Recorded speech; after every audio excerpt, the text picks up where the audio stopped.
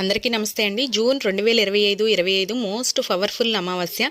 చంద్రుడు గురువుతో మిథున రాశిలో ఉంటారు. మృగశిర నక్షత్రం రోజున అనుకుంటే మన బాధల నుంచి బయటపడవచ్చు. ఆరుద్ర నక్షత్రం, రాహు నక్షత్రం వస్తుంది. మనకి బాగా విశేష ఫలితాలు వస్తాయి. ఈ అమావాస్య పితృదేవతలకు అంకితం చేయబడిన రోజు. తర్పణాలు, పిండ ప్రదానాల ద్వారా ఆత్మకు శాంతి చేకూరి వారి ఆశీస్సులు మనకు లభిస్తాయని పండితులు చెప్తున్నారు.